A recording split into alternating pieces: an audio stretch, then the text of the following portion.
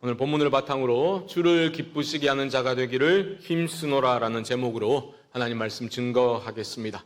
우리는 지난 시간에 바울이 믿음으로 산다라는 것은 어떤 삶의 모습으로 나타나는지를 가르쳐 주는 것을 들었습니다. 믿음으로 이 땅을 산다라는 것은 한마디로 영원의 관점에서 나의 삶을 들여다보며 살아가는 것이다 라고 하였죠. 그것은 세 가지를 주목하는 삶의 모습으로 나타난다 하였는데, 낡아지는 우리의 겉사람이 아니라 우리의 속사람을 바라보고, 또한 무엇입니까? 환난의 경한 것, 지나가는 어려움을 보는 것이 아니라 우리를 기다리고 있는 영원한 영광의 중요한 것을 바라보는 것이다. 그리고 잠시 잠깐 존재하다가 사라질 눈에 보이는 것들이 아니라 눈에 보이지 않는 것들, 영원한 것들을 바라보며 살아가는 삶이 바로 믿음의 삶이다 하였습니다. 오늘 본문인 5장에서도 그러한 믿음의 삶에 대한 가르침이 이어지고 있는데요. 5장 1절 말씀을 다시 한번 보십시오. 만일 땅에 있는 우리의 장막집이 무너지면 하나님께서 지으신 집, 곧 손으로 지은 것이 아니요 하늘에 있는 영원한 집이 우리에게 있는 줄 아느니라. 여기서도 명백한 대조가 나오고 있습니다. 땅에 있는 우리의 장막집이 있고요. 대조되는 것이 무엇입니까? 하늘에 있는 영원한 집. 이것이 지금 대조가 되고 있습니다. 장막이라는 것은 불안정하고 일시적인 것임을 보여주는 겁니다. 바울이 이 땅에서 복음 사역할 때 그가 가지고 있었던 직업이 무엇입니까? 장막 만드는 일이었잖아요. 그러니까 누구보다 잘 알고 있는 거예요. 장막이 텐트 아닙니까? 텐트라는 것은 영원히 거주할 곳이 아니라는 거죠. 일시적인 것이고 불안정한 것이다라는 겁니다. 그것이 바로 우리의 장막집입니다. 그것이 무너지고 나면 무엇이 기다리고 있다라고 했습니까? 하늘에 있는 영원한 집, 손으로 지은 것이 아니라 영원한 집이 기다리고 있다라고 하는데, 이 영원한 집이란 다른 게 아니라 우리의 죽음 이후에 성도가 갖게 될 부활의 몸을 가리키는 것이다. 이렇게 이해하시면 되겠습니다. 고린도전서 15장 44절 말씀을 앞쪽을 보시면요, 이렇게 말씀하죠. 육의 몸으로 심고 신령한 몸으로 다시 살아나나니 육의 몸이 있은즉 또 영의 몸도 있느니라. 우리에게 좀 생소한 표현이죠. 영의 몸이 뭐지? 이렇게 생각하실 수 있지만 바울이 지금 분명히 말하는 것은 이 육신의 죽음 후에 끝이 아니라 영원한 절망으로 들어가는 것이 아니라 무엇이라고요? 부활의 몸을 덧입게 될 것을 우리는 안다, 확신하고 있는 것입니다. 여러분, 죽음 너머에 엄연히 존재하고 있는 그 부활과 영원한 생명에 대한 확신을 우리 모두가 가져야 할 것입니다. 우리 모두는 죽어가고 있지요. 다 늙어갑니다. 오늘 아침에 제가 식사하면서 이제 찬양 집회 영상을 이렇게 틀어놓고 같이 식사를 하는데, 오늘 영상을 보니까 좀 젊은 자매가 이제 반주자였는데 이렇게 바꿔가면서 하나 봐요. 조금 더 나이가 든 자매가 반주를 하더라고요. 그래서 제 아내가 영상을 보다가 이제 좀 더 나이가 들어 보이네 하더니 자기가 저기 앉아 있으면 정말 할머니 같겠지, 이렇게 얘기를 하는 거예요. 그래서 제가 그랬어요. 할머니가 어때서? 우리는 다 늙어가고 있어요. 돌아가신 이호령 선생님 그런 말 했잖아요. 너무 당연한 말인데 젊은이는 늙고 늙은이는 죽는다. 우리는 지금 이 시간에도 죽음을 향해서 한 걸음씩 다가가고 있는 거죠. 여러분 어떻습니까? 죽음이 끝이 아닙니다. 죽음 후에 영원한 집이 있습니다. 부활의 몸을 입을 것입니다. 이러한 말씀을 여러분들이 들을 때 여러분의 솔직한 어떤 반응은 무엇입니까? 그런 이야기들이 무슨 뜬구름 잡는 소리로 들리십니까? 그렇다면 그것은 문제가 있는 거예요. 신앙에 문제가 있는 것입니다. 왜 그렇습니까? 성경은 죽음이 끝이 아니라 죽음 이후에 있을 부활의 영광을 말하고 있고 덧입게 될 부활의 몸에 대해서 분명히 말씀하고 있기 때문입니다. 그렇기 때문에 나에게 건강한 믿음이 있다면 죽음 이후에 맞이하게 될 그 부활의 영광, 부활의 몸에 대한 어떤 갈망이 있어야 하는 겁니다. 오늘 본문에서 그런 갈망을 바울이 한 단어로 표현하고 있는데요. 그 단어가 무엇입니까? 바로 탄식입니다. 탄식. 2절 말씀 다시 보시죠. 참으로 우리가 여기 있어 탄식하며 하늘로부터 오는 우리 처소로 덧입기를 간절히 사모하노라. 우리가 여기 있어라고 말하죠. 여기 있다는 말은 육신의 장막에 거하고 있다. 육신의 몸으로 살아가고 있다. 이 말입니다. 그런데 육신을 입고 살아가는 자들은 어떻게 한다고요? 탄식을 한다는 겁니다. 그런데 이 탄식이라는 것은 어떤 공포심, 의심이나 두려움으로 인해 생겨나는 것이 아니라 앞으로 일어날 좋은 일, 영광스러운 일을 확신하기 때문에 터져나오는 소망 가득한 열망에 가까운 겁니다. 바울은 이런 열망을 지금 탄식이라는 단어로 표현하고 있는 거예요. 2절 하반절 다시 보십시오.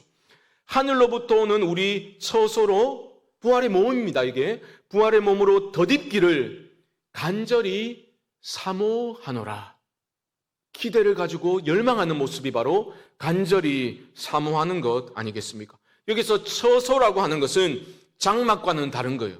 영구적인 것임을 말하고 있는 표현, 그런 표현인 거죠. 이것을 고린도전서 15장 53절에서는 이렇게 표현을 했거든요. 앞쪽을 보십시오. 이 썩을 것이 반드시 썩지 아니할 것을 입겠고 이 죽을 것이 죽지 아니함을 입으리로다. 이겁니다. 육신의 죽음이 끝이 아니라는 거예요. 부활의 몸을 덧입게 될 것을 바울은 확신하고 있습니다. 그렇기 때문에 소망 가득한 열망, 그 열망으로서의 탄식이 일어나게 된다라는 겁니다. 좀 더 쉽게 설명을 드리면 이런 겁니다. 지난달에 우리 성도님 중 집사님 한 분이 출산을 했어요. 그리고 이 자리에 함께 예배드리는 우리 집사님 한 분은 다음 달에 출산 예정이거든요. 그러니까 아기를 다음 달에 출산하게 된다 하면 얼마나 손꼽아 그날을 기다리겠습니까? 그런데 어느 날 갑자기 아이고 한 달이나 남았네 탄식하게 되죠. 그런 분한테 가가지고 뱃속에 있을 때가 편하다 막 이런 말 하지 마시고, 물론 그런 말도 맞겠지만 탄식하게 되는 거예요. 만남을 고대하기 때문에 탄식이 일어나는 것입니다. 그러한 기대감이 바로 탄식으로 이어진다라는 것을 바울은 5장 4절에서 이렇게 말하죠. 5장 4절 보십시오. 참으로 이 장막에 있는 우리가 짐진 것 같이 탄식하는 것은 벗고자 함이 아니요 오히려 덧입고자 함이니 죽을 것이 생명의 삼킨 바 되게 하려 함이라. 여러분 잘 보십시오. 이게 어려운 게 아니에요. 바울은 짐진 것 같이 우리가 탄식하고 있다라고 말하죠. 이것은 죽음과 이후에 있을 부활 사이에 엄연한 긴장이 존재하고 있음을 보여주는 겁니다. 성도에게 있어 어떤 부활을 고대하는 것은 죽음 이후의 부활이 기쁨이잖아요. 하지만 죽음 그 자체가 기쁨일 수는 없는 것 아닙니까? 죽음과 부활 사이에는 엄연한 긴장이 존재하고 있습니다. 그래서 짐진 것 같이 탄식할 수밖에 없는 거예요. 하지만 여기서 지배적인 감정은 무엇이냐? 두려움이 아니라 무엇이라고요? 고대하고 기대하는 열망, 긍정적인 기운이 지배적입니다. 그래서 여러분 잘 보시면 바울이 뭐라 말했습니까? 죽을 것이 생명의 삼킨 바 되게 하려 함이라. 이렇게 말하고 있잖아요. 순서가 뒤바뀌면 안 돼요. 성도는요, 아이고, 죽음이 나를 삼키면 어떡하나, 이런 두려움을 갖는 게 아니라 무엇이라고요? 죽을 것이 생명의 삼킨 바 된다. 놀라운 선언이죠. 가슴 벅찬 표현이 아닐 수 없습니다. 여러분, 인간의 근원적인 두려움이 무엇입니까? 죽음에 대한 두려움이에요. 그 누구도 자신이 언제 죽을 줄 아무도 모릅니다. 그때를 알 수가 없기 때문에 두려운 거죠. 연약한 육체를 입고 살아가는 우리는 그 누구도 건강을 자신할 수 없을 겁니다. 너무나 건강하고 정정하던 사람이 갑자기 치명적인 중병에 걸리기도 하죠. 너무나 어처구니 없이 우리 곁을 떠나가 버리기도 합니다. 그러니 죽음은 두려운 것 맞습니다. 그럼에도 불구하고 성도는 죽음을 마냥 두려워하고 있지만은 않는다라는 것이 성경의 가르침이라는 거죠. 왜냐하면 죽음은 끝이 아니라 영원한 암흑이나 어떤 절망이 아니라 영원한 생명으로 통하는 출입문이 되기 때문입니다.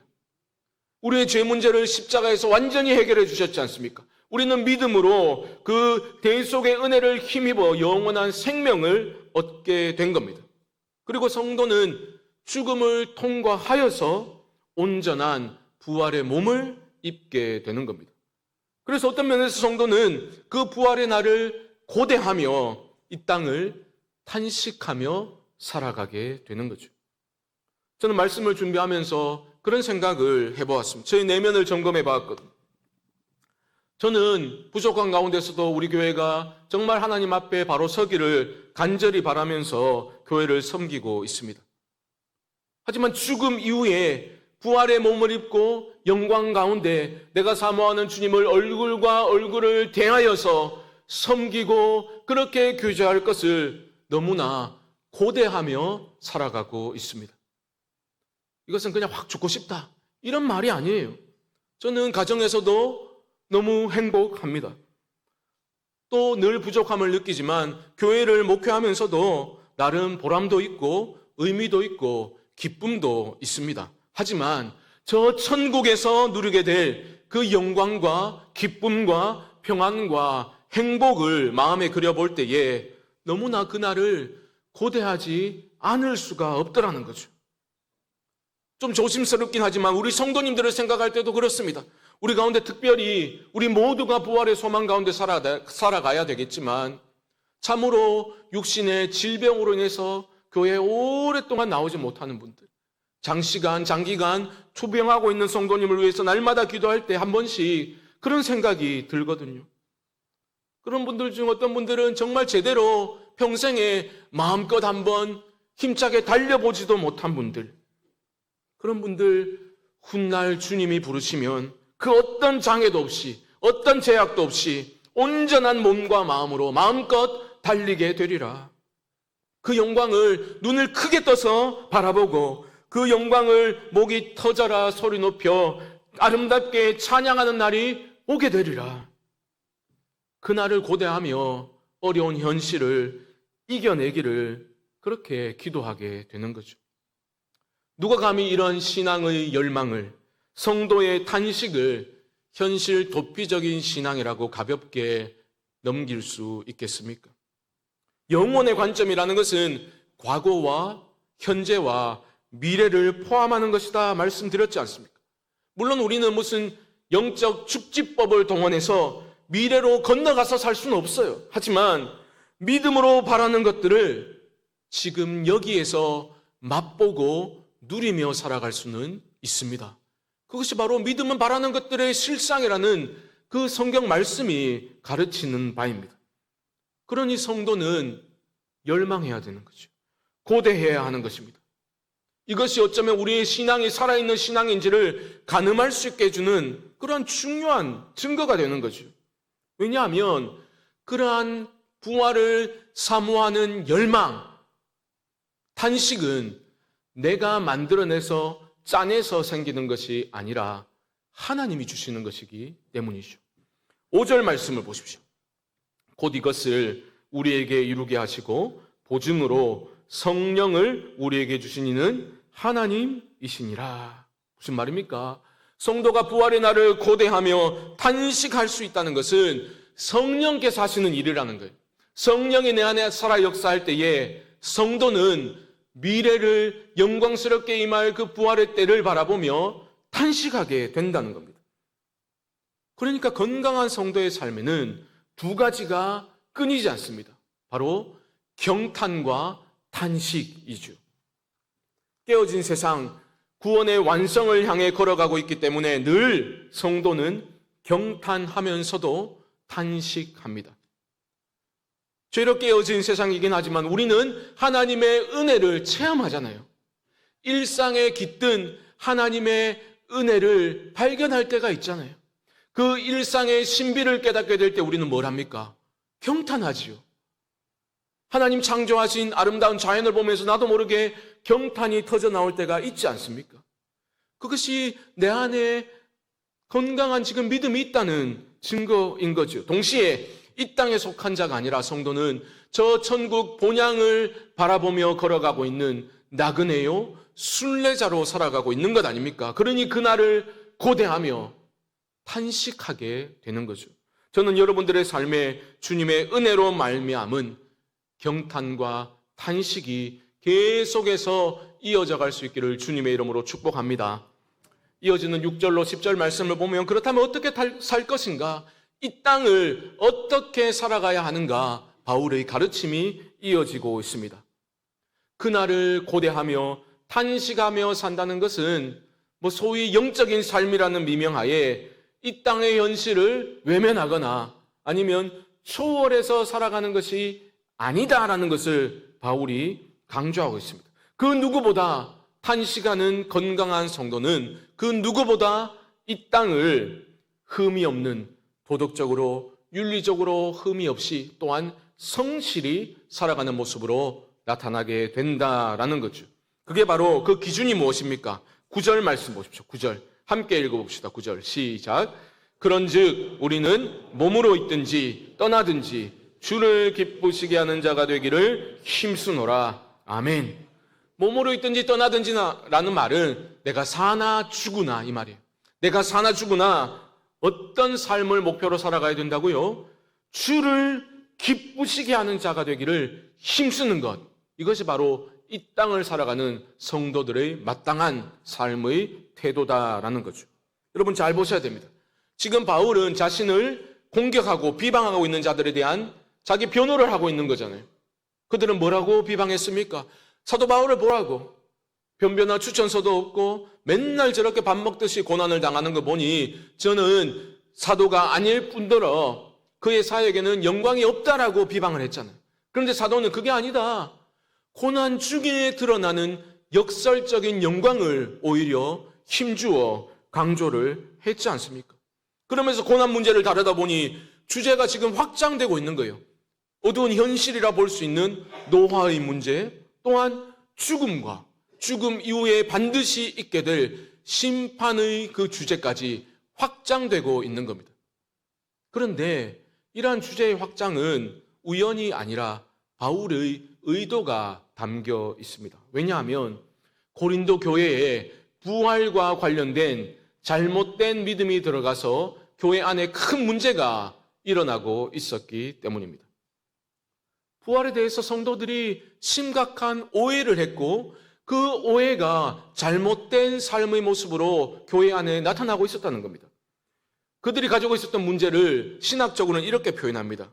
뭐냐 하면 과도하게 실현된 종말론, 이것이 문제였어요.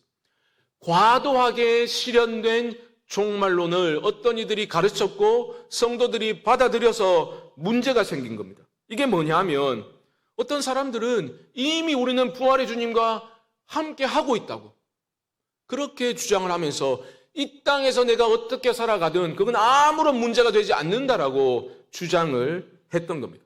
그러니까 과도하게 실현된 종말론이라고 부르는 거예요. 제가 여러 번 강조드렸지만 이 땅에서의 성도의 삶을 어떻게 표현할 수 있다 했습니까? 이미와 아직 사이를 살아가고 있다 했죠. 이게 바로 already but not yet이에요. 무슨 말입니까? 예수 그리스도가 이 땅에 오심으로 하나님의 나라가 이미 우리 가운데 임했습니다. 결정적으로 임한 거예요. 그거 예수 그리스도를 우리가 구주로 믿음으로써 구원을 받았습니다. 이 땅에 이미 임한 하나님의 나라와 구원이지요. 하지만 하나님 나라의 온전한 완성과 우리 구원의 온전한 완성은 아직은 성취되지 않은 겁니다. 그렇죠? 언제 완성됩니까? 우리 주님 다시 오시는 날 하나님 나라와 우리의 구원이 완전히 이루어지는 것 아닙니까? 그렇기 때문에 아직은 아닌 거예요. 고린도 성도들의 문제가 무엇이었습니까? 그들은 이미만을 강조하면서 이 땅에서 도덕윤리적인 삶은 내게 아무런 걸림이 되지 않는다라고 주장하며 제 멋대로 살아가고 있었던 거예요. 그래서 바울이 6절에서 이렇게 말했던 겁니다. 6절을 보십시오. 그러므로 우리가 항상 담대하여 몸으로 있을 때에는 주와 따로 있는 줄을 아노니. 우리는 몸으로 있다는 거예요. 육신을 입고 이 땅을 살아가고 있는 동안은 우리는 주님과 따로 있는 거야. 이 말은 내 안에 주님이 안 계시다 이런 뜻이 아니라 부활의 때처럼 주님과 완전히 연합된 것은 그런 상태는 아직은 아니다라는 것을 강조하는 겁니다. 왜 이런 말을 했다고요? 그들은 부활의 주님과 함께 지금 부활의 시간을 살고 있다고 주장했기 때문입니다. 현실의 삶을 무시하며 초월해서 살고 있었기 때문입니다. 바울은 그런 게 성도의 삶이 아니야 가르쳐주고 있는 거예요. 7절 말씀 보십시오. 7절. 이는 우리가 믿음으로 행하고 보는 것으로 행하지 아니함이로라. 우리는 현재 몸으로 살고 있는데 이런 존재 방식 자체를 부정하면 안 된다는 겁니다. 몸으로 살고 있기 때문에 아직은 부활의 주님과 함께 집에 살고 있는 것은 아니라는 거예요. 하지만 어떻게 살아야 된다고요? 몸으로 살고 있지만 눈에 보이는 대로 살아가는 것이 아니라 믿음으로 장차 임할 삶을 고대하며 이 땅을 살아가야 한다. 바울이 가르쳐주고 있는 겁니다. 여러분 잘 보셔야 됩니다. 소위 기도 많이 한다고 영적이라고 이런 말을 하면서 이 세상의 법과 윤리를 다 무시하고 자신에게는 이 땅의 어떤 도덕 윤리적인 가르침이나 그런 규정들이 내게 걸림이 되지 않는다라고 주장하는 자들은 영적인 과대망상증 환자일 뿐이에요. 건강한 신앙이 아닙니다. 그런 자들은 자기를 기쁘게 하는 자들이죠. 주를 기쁘시게 하는 게 아니라 자기를 기쁘게 하는 일에 집중하는 자들일 뿐입니다. 하지만 건강한 종말론적인 신앙을 소유한 성도는 탄식하며 이 땅을 살아가면서도 누구보다 성실히 땀 흘려 살아가는 사람들이죠. 그는 자기를 기쁘게 하는 삶이 아니라 누구를 기쁘게 합니까? 주를 기쁘시게 하는 삶을 살고자 애쓰며 살아가게 되는 겁니다. 힘쓰노라 말하고 있지 않습니까? 무엇이 이것을 가능케 할까요? 바로 거룩한 두려움입니다. 두려움이에요. 오해하시면 안 됩니다. 지금 바울은 죽음 자체를 두려워하는 게 아닙니다. 그는 확신이 있었거든요. 8절 말씀 보십시오. 8절.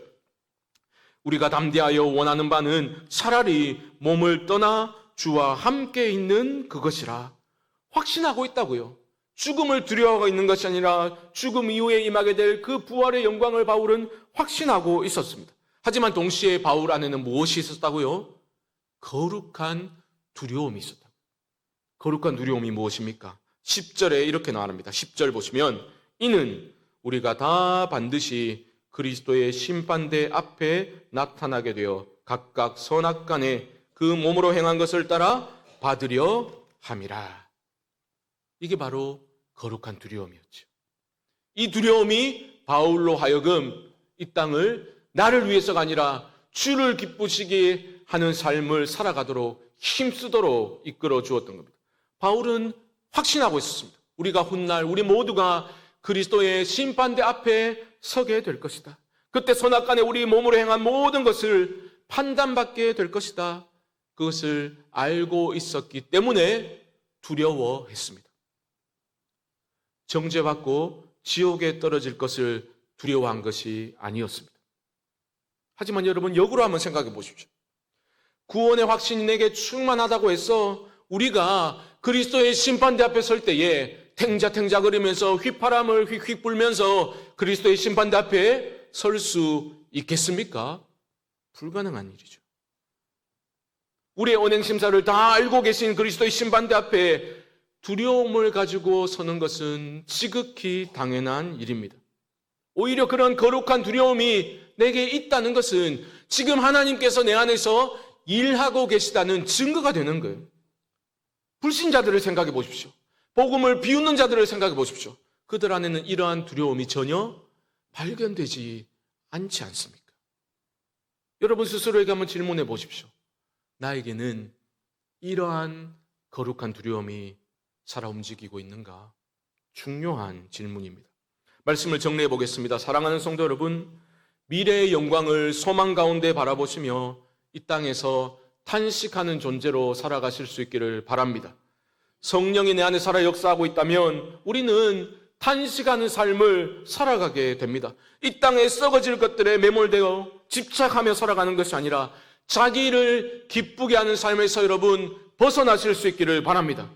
이 땅에서 영원히 살 것처럼 또는 죽음을 너무나 두려워하면서 그렇게 살아가는 것이 아니라 영원을 갈망하며 생명의 삼키움을 받게 될 것을 고대하며 주를 기쁘시게 하는 삶을 앙망하실 수 있기를 바랍니다. 성령이 그런 열망을 여러분에게 주시는 겁니다. 그런 열망뿐만이 아니라 부활의 영광을 또렷이 보게 하시는 분도 성령님이십니다. 성령님은 결국 우리의 구원도 우리 장래의 영광의 성취도 연약하고 신실치 못한 우리 손에 달린 것이 아니라 하나님의 신실하심에 모든 것이 달려있다는 것을 확신케 하시는 분이시죠. 보증으로 성령을 우리에게 주신 그 신실하신 하나님께서 그리스도 안에서 시작하신 그 선한 일을 반드시 완성하실 줄을 여러분 믿으시고 성령 안에서 탄식하시고 주를 기쁘시게 하는 삶을 살기 위해 기쁨으로 헌신하는 믿음의 삶을 살아가실 수 있게 되기를 주님의 이름으로 간절히 축원드립니다.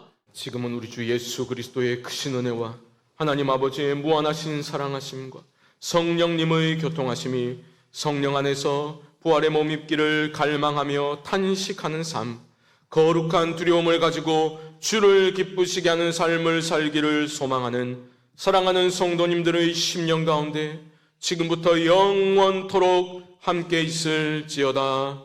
아멘.